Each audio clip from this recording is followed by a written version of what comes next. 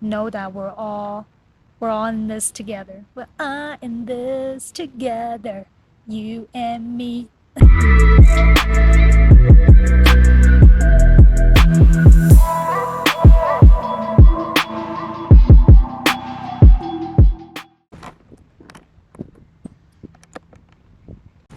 Welcome back to my channel. Hi guys. Uh, Today's conversation is gonna be pretty raw and brutal. So I want to talk a little bit more about what happened back in China about COVID and why we left. Um, Basically all that emotions and everything. So yeah, let's let's dive right into it. So before I start, I want to take you guys back to 2020, January. I believe that was like close to Chinese New Year time. And let's have a little rewind.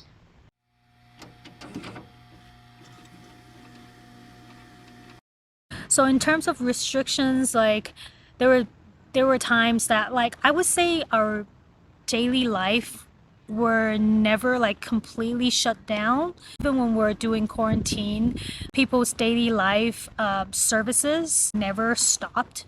In terms of work and life, the first year when it just started, we didn't think this would be such a long period of time. We got engaged, we got married in 2020, and thinking that we could still do our ceremony maybe in Thailand once that is over.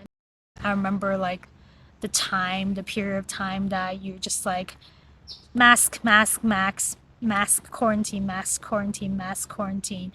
And then time just flew, and eventually we found out like it was like 2023. Where did the time go? It was crazy. And I think that was the reason why a lot of people, especially international expats, they chose to leave as well, just because like it's the back and forth feeling that really drags you. You did it not only at life, you did it at work too. You constantly have to think about that. That was one thing. But I think like 2023 was particularly hard for us because we had a few big life things happening too. Josh had a accident. I mean, it was like his second accident about his knee. He could not be able to play soccer. That was hard for him. I had a pretty bad bike accident too. Like I scraped half of my face, and then my grandpa passed away. And then right after that, one of our older cats passed away too. It was a sad moment. And it was just like back to back things on the plate. Fast forward to the time when we were about to leave the country, I lost our marriage certificate. So,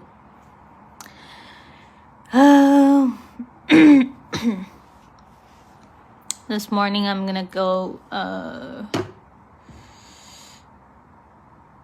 to the marriage certificate place because I lost my marriage certificate. That was crazy. That was the period of time that we were losing our cat. And then I was about to do my eye surgery because I had short eyesight before, and I've been wanting to do that for a long time. And so like I was preparing for that mentally and physically. So lots of things happening at the same time. All of that were in the past. Now I'm thinking back, I couldn't pinpoint or I couldn't associate any of these things with COVID because it was not caused by COVID. It was just like it's happening while we're going through that. One of the good things was that like beginning of 2023 they stopped the restrictions for traveling, so that was a little bit better. We went to Philippines, but I remember that was the time that you still like have to have a 48-hour result when you're coming back to China, just like if you have to cross the border to get into China, you have to have the result. So yeah, like in a nutshell, that was the whole situation back in China. We felt like China is always our home. Shenzhen is always our home. We love the city, we love the country. Despite the restrictions, we never took it personally. We didn't think like, oh, the government was trying to harm the people. Like we always know the intention was good, whether the demonstration could be more flexible or things like that. But we appreciate the safe feeling we felt more. In terms of mental health, I think it's like the hardest thing for everyone to talk about it. I know for a fact that I'm not the only one. I had talked to other friends, and a lot of them who left China and went through the whole COVID situation in China and left. They they try to like remember back of the experience in China, and they couldn't remember anything. And I think that's like a sign of like a traumatic experience. You know, when you think back the past years, oh, it was a blur. So that was how I felt when I was planning to make this video. I was looking back all the photos and the screenshots and everything, and it kind of helped me to trace the memory back. But for sure, if I could pinpoint any like significant milestones or like, you know, life benchmark, no, I can't think of anything. So yeah, that I think, despite if you're like a positive person or you're like all time strong, deep down it could infect you with your wellness and your mental health. I think once we left China, we truly started to feel like, okay, this is like the end. I'm sure back in China it's the same. I heard that actually the October break, the national holiday, they hit the highest amount of tourism around the world. I could tell like everybody was happy to be able to travel again, and because it's like an essential part in your life, you have to be able to travel. You can't just be stuck at one place all the time. So yeah, I think um, eventually we're all gonna feel better, but for now we're all going through the transition. I don't think any of our friends that left China really thinking that China was like doing unspeakable, cruel things to people that caused them that. And I think like lots of them have the understanding that the country was trying to do the things out of good intentions. So that was great. But I definitely also understand why a lot of our friends chose to leave.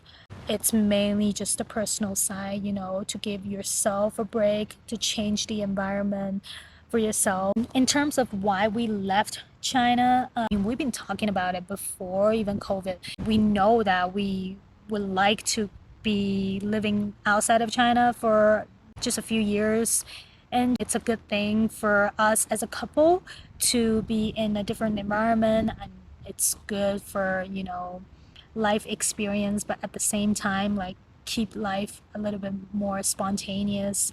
So that was something that we know for sure it's gonna happen. So like in 2023 we got the opportunities. We were choosing in between countries, from Japan to Rome to Ecuador.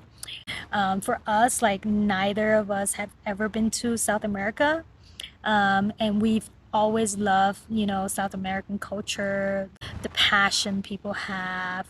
There are many opportunities for you to explore nature. For us, that was a big thing. So that was like the hardest decision when we're deciding between Ecuador and Japan, Nagoya. But eventually we made the call because we were like, we were in Asia. If we want to move to somewhere else, let's explore a different culture. So that's why, yeah, we came here. Now I'm talking with you guys here in Quito, in Ecuador. I mean, right now I'm just in this like grassland. I'm not complaining. It's like really good sunshine right now. I have to say that I'm staying under the shades because the sunshine here is no joke.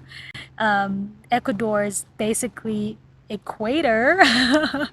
So we're on the equator, like you have to really be careful about like staying under the sun.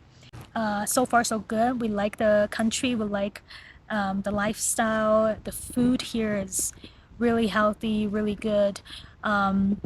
For sure it's still a transition for both of us because we came from such a big city with fast pace.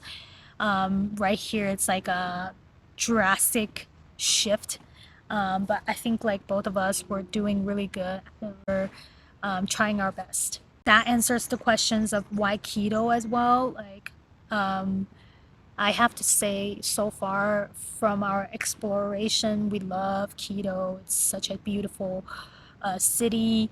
I know the news around the world right now could be very different. That's why we even have families or friends from the US or from China sending us messages or news links about, ooh, it seems like it's crazy right now.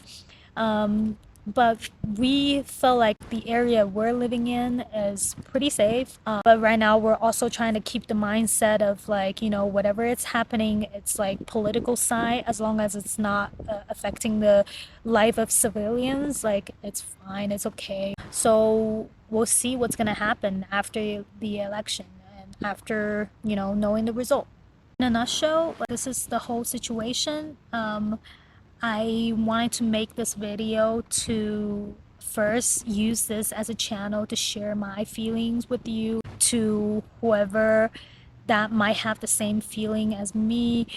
Know that you're not alone. Know that there are many more people that feel the same way as how you feel. All I can say is what I'm doing is to like take it easy, don't take it so hard. Give yourself breaks and know that you just went through a whole like world pandemic situation as crazy as you could imagine. Any feeling you're having is normal. Just make sure that you always think for the brighter side rather than the darker side. Talk to friends, talk to family. Know that we're all in this together. We're all in this together, you and me. So yeah, I really hope this video tells you a little bit more about the country, about the city. I strongly recommend any of you who are interested in China or in Shenzhen, the city, if you have never been there before, go check it out before you make the comments, or go check it out before you made the assumptions. It might turn out way different than you've heard or imagined. And I hope all of you stay healthy, stay happy. The healthy I'm talking about is not only physically, mentally healthy too, emotionally healthy too. And if you like this video, please give me a thumbs up. If you have any questions, please feel free to leave me a comment and we can talk about it and be friends. I hope you like this video. I'll see you next time. Bye.